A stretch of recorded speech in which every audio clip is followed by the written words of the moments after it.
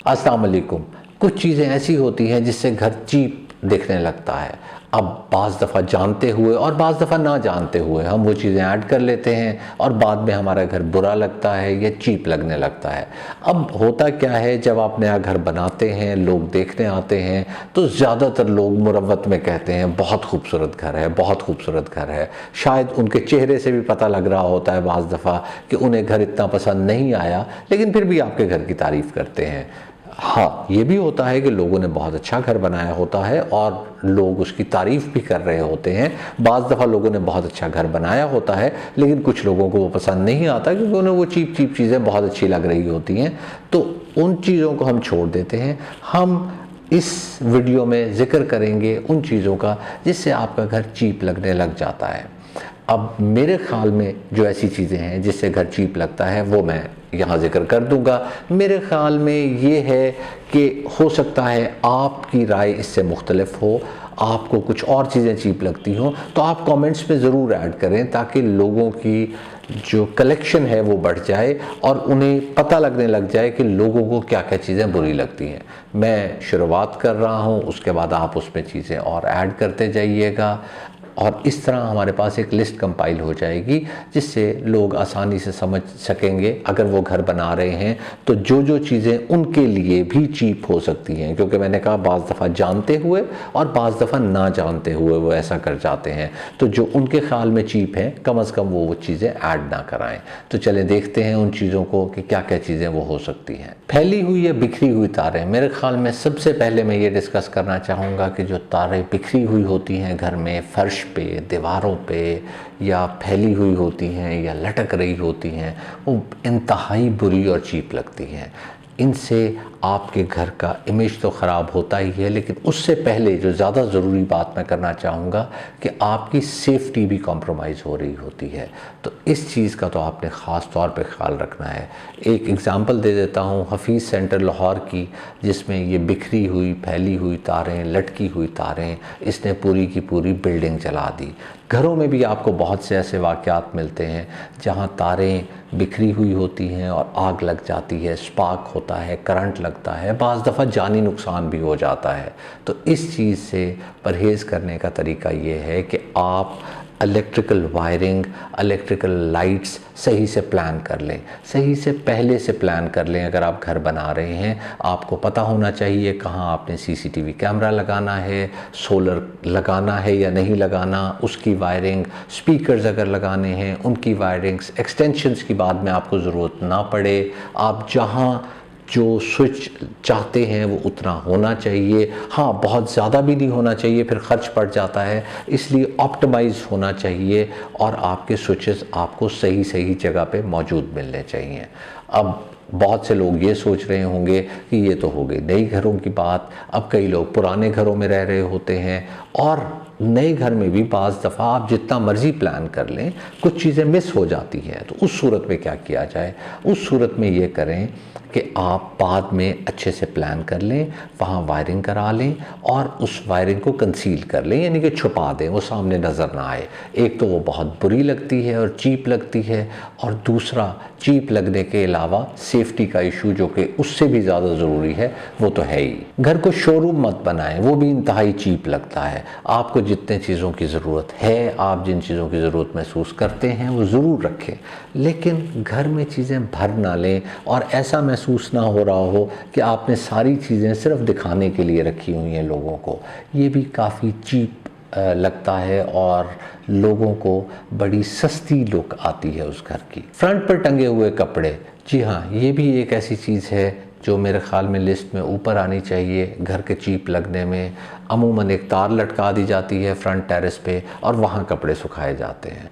तो अगर आप ऐसा कर रहे हैं तो इससे इज्तनाब करें। लाउंज, ड्राइंग रूम या डाइनिंग रूम में सिंक लगा लेना। पहले ये हुआ करता था कि लोग सिंक लगाया करते थे और मेरे ख्याल में शायद उसका कुछ फैशन भी हुआ करता था, लेकिन अब ये बिल्कुल ऑब्सोलीट हो चुका है और बहुत चीप लुक देता है। और ख़ासकर एक सिंक लगा हुआ और उसके नीचे एक पाइप टंगा हुआ और वो ड्रेन में पानी जा रहा होता है तो बहुत अजीब लगता है, बहुत डर्टी डर्टी घर की लुक देता है। तो ये भी ना कीजिए, और अगर हुआ है तो आप वो सिंक ख़त्म करवा सकते हैं वहाँ से। घर की अंदरूनी लुक ख़राब करने वाली कुछ चीज़ें, मेरे ख्याल में 4-5 चीज़ें ऐसी हैं जो आपके घर में सही से प्लेस्ड नहीं होती। काफ़ी घरों में, ज़ाहिर है हर घर में ऐसा नहीं होता, लोग बहुत अच्छे से प्लान भी अब कर रहे हैं। वो 4-5 चीज़ों का मैं आपसे जिक्र कर देता हूँ। वो 4-5 चीज़ें हैं क्या? शू रैक, इस्त्री स्टैंड, किताबें बहुत ज़रूरी हैं घर में होनी, लेकिन इन बेचारियों को कोई सही जगह नहीं मिल रही होती, बल्कि सही जगह कोई भी मुख्तस नहीं की गई होती।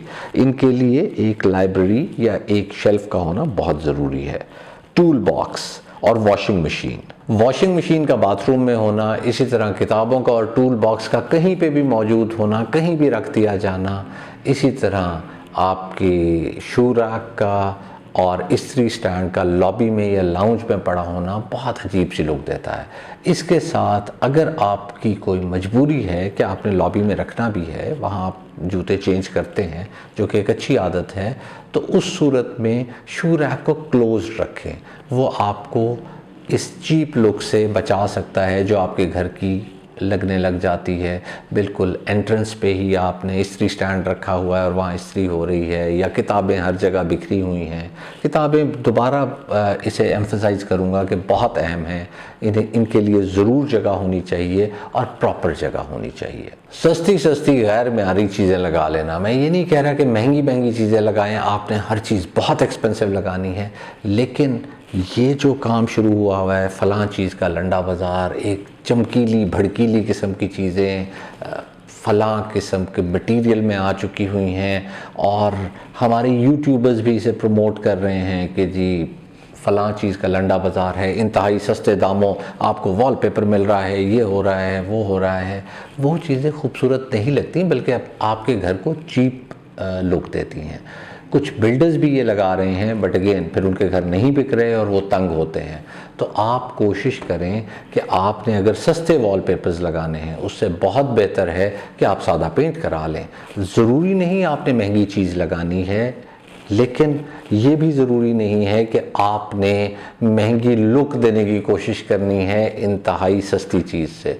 जो मुनासिब और मयारी चीज़ है, जो मार्केट में इस्तेमाल हो रही है, जिसके बारे में आप जानते हैं, जिसके बारे में आपको इल्म है कि बाद में उसकी कैसी लुक आएगी, वो चीज़ें इस्तेमाल करें, प्रेफर करें उन चीज़ों को इस्तेमाल करना। अगर आप किसी चीज़ के बारे में जानते हैं, वो आपको सस्ती मिल रही है और आप ये भी जानते हैं कि वो वाकई अच्छी है, तो उस पर आप ज़रूर रिस्क ले सकते हैं। अदरवाइज हिट एंड ट्रायल पे मत जाएं। एलिवेशन पर बाथरूम टाइल्स लगा लेना, ये एक और बहुत बुरी ऑप्शन है कि छोटी वाली बाथरूम टाइल्स हम एलिवेशन पे लगवा लें। उससे ज़्यादा बेहतर है, जो मैंने आपको पहले कहा, सादा पेंट करा लें। अगर आपका बजट इजाज़त नहीं देता कि आप टाइलें लगवाएं, तो जो आपकी एलिवेशन पे लगनी चाहिए, तो फिर आप पेंट करवा लें। इसी तरह बहुत ज़्यादा परगोला से भर लेना अपने एलिवेशन को, वो भी कोई मुनासिब बात नहीं है। जितनी ज़रूरत है उतनी ज़रूर लगाइए, बिला वजह ज़्यादा ओवरडू ना करें परगोलाज वगैरह को। जो खूबसूरती आपके नेचुरल एलिवेशन में बन रही है, जो आपका नेचुरल एलिवेशन बन रहा है, उसमें जो खूबसूरती आप निकाल सकते हैं, उसी पे फोकस करें, चीज़ें भरने की कोशिश ना करें। बाज़ लोग बिला वजह बहुत ज़्यादा केबलिंग करा लेते हैं और बाद में पता चलता है कि उन्हें इतनी केबल्स की ज़रूरत नहीं है। फिर दिल नहीं कर रहा होता कि उस जगह प्लस्तर करा लिया जाए, और खुला भी नहीं छोड़ा जा सकता, तो फिर उस पर वो टिक्की लगा देते हैं। वो टिक्की भी डर्टी लगती है। ऑब्वियसली उसे खुला छोड़ने से बेहतर है कि वो आप वो लगा लें, लेकिन उसमें भी एक सुराख होता है, अजीब सी एक लुक आती है। मैं आपको दिखा भी देता हूँ स्क्रीन पे, या आप देख रहे हैं स्क्रीन पे। इस तरह अगर आपने एक्स्ट्रा वायर रख ली है, तो ये बहुत शैबी लुक देती है और चीप लुक देती है घर के लिए। बहुत ज़्यादा और रंग बिरंगी लाइट्स फसाड पर लगा लेना, ग्रीन, पिंक, ऑरेंज, इस तरह की लाइट्स आप अपने फसाड पर अगर लगा लेते हैं, तो वो भी इंतहाई चीप लगता है। आप सब जानते हैं वो किस तरह की लुक देता है, और ख़ासकर जो नए बिल्डर्स हैं वो बाज़ दफ़ा आते हैं और वो इस तरह का स्टाइल के बहुत ज़्यादा लाइट्स एक तो लगाते हैं और फिर रंग बिरंगी लाइट्स लगा लेते हैं, और फिर उन्हें भुगतना पड़ जाता है, और पहला ही घर उनका नहीं बिकता और उनका बिज़नेस मॉडल बिल्कुल फ्लॉप हो जाता है। गैर ज़रूरी फॉल्स सीलिंग, और उसके बाद फिर गैर ज़रूरी रंगों का इस्तेमाल उस फॉल्स सीलिंग में, ये भी घर को चीप लुक देता है। आपको अगर नहीं समझ आ रही कि फॉल्स सीलिंग का क्या रंग रखना है, तो आप सादा रंग रख सकते हैं, वही रंग रख सकते हैं, यानी कि वाइट, जो कि सीलिंग का नॉर्मल कलर होता है। अगर आप किसी और कलर को ऐड करना चाह रहे हैं तो बहुत सोच समझ के ऐड करें और बिला वजह रंग मत थोप दें, अपनी फॉल सीलिंग में भर ना दें। इसी तरह फॉल सीलिंग जहाँ जहाँ ज़रूरी हो, जितनी जितनी ज़रूरी हो उतनी उतनी फॉल सीलिंग करवाएं। बाहर की जगह संवारें और उसे प्लान रखें। आपने देखा होगा कि घर अंदर से बहुत अच्छी लुक दे रहा होता है, लेकिन बाज़ दफ़ा बाहर जो आपकी पोर्च में टाइल्स लगी होती हैं उनके ऊपर तेल के धब्बे पड़े होते हैं, मोबिलाइल के या किसी और चीज़ के धब्बे पड़े होते हैं, अजीबोगरीब दाग होते हैं। इसी तरह रोप लाइट अगर लगी होती है तो आधी रोप लाइट जल रही होती है, आधी रोप लाइट बुझी होती है। बल्ब टंगा होता है तो वो टंगा हुआ होता है, मेरे कहने का मतलब है वो सही से प्लेस्ड नहीं होता। इसी तरह ट्यूब लाइट फ्लिकर कर रही होती है। इस तरह की और बहुत सी चीज़ें हैं जो आपकी बाहर के घर की लुक बहुत इम्पैक्ट डाल रही होती है कि आपका घर कैसा लगता है। गेट का मैं ज़िक्र कर दूं, गेट अमूमन रस्ट कर चुका होता है और उसका पेंट उतरा हुआ होता है। हाँ, अगर आपके पास पैसे नहीं हैं तो कोई इशू नहीं है, आप इन चीज़ों को ऐसे चलने दे सकते हैं। लेकिन इनमें से बहुत चीज़ें ऐसी हैं जैसे टूटे हुए गमले पड़े होना। अगर टूटे हुए गमले पड़े हैं तो उन गमलों को निकाल दें, उन गमलों को मत रखें। इसी तरह अगर आप प्लांट्स को सही से ट्रिम कर दें और घास को सही से ट्रिम कर दें तो आपकी अगर ये कुछ डेफिशिएंसीज जो हैं भी सही, और अगर आपका बजट इजाज़त नहीं दे रहा, वैसे तो मैं उन्हें भी अलाउ नहीं करूँगा अगर आपके पास पैसे हैं तो, लेकिन अगर बजट अलाउ नहीं कर रहा तो ये ट्रिम्ड ग्रास और ट्रिम्ड प्लांटेशन ये उन चीज़ों को काफ़ी छुपा देती है। आपको पता नहीं चलता कि वो जो चीप लग रही हैं चीज़ें वो उतनी बुरी नहीं लग रही होती। तो इस तरह कोशिश करें कि अगर बजट नहीं भी है तो वो चीज़ें जो बग़ैर पैसे खर्च किए आप ठीक कर सकते हैं उन्हें ज़रूर ठीक कर लें। वॉल आर्ट तो लगा लेना, लेकिन उसका नाकारा सा फ्रेम होना या उसका बहुत ही सस्ते दामों वाला एक पतला सा फ्रेम लगा लेना वो भी कोई अच्छी ऑप्शन नहीं है। आपने अगर वॉल आर्ट लगानी है तो उसके फ्रेम पे बहुत फोकस करें। जितना वॉल आर्ट का इम्पैक्ट होता है उतना ही फ्रेम का इम्पैक्ट होता है। तो अगर आप अच्छा फ्रेम लगाएंगे, अच्छा वॉल आर्ट लगाएंगे तो वो अच्छा लगेगा। अगर आप अच्छा वॉल आर्ट लगा लेते हैं और फ्रेम बुरा होता है तो ओवरऑल वो काफ़ी बुरी लुक दे रहा होता है घर में। सोफ़ों पर अजीबो गरीब किस्म के कुशन रख देना जो कि किसी चीज़ से साइज़ में और कलर में मैच ना कर रहे हों। इसी तरह आपने इस चीज़ का भी ख्याल रखना है कि बेडशीट के साथ जो आपने पिलोज़ रखने हैं वो उससे मैच करें ताकि आपके बेडरूम की शो ज़्यादा से ज़्यादा निकल सके और ज़्यादा अच्छी लुक आ सके। हाँ, इसमें भी पैसों की इन्वॉल्वमेंट इतनी नहीं है, लेकिन अगर आप गलत से रख देंगे तो फिर शायद आपका घर चीप ज़रूर लगेगा। लास्टली, इस तरह की रेलिंग भी मत लगाएं। अगर इस तरह की या इससे मिलती जुलती रेलिंग आप कर लेंगे तो आपका घर यकीनन चीप लगेगा। ये वो कुछ चीज़ें थी जो मैंने कहा आपसे शेयर कर लूँ। अब मुझे इजाज़त दीजिए, दुआ में याद रखिएगा। अल्लाह हाफ़िज़।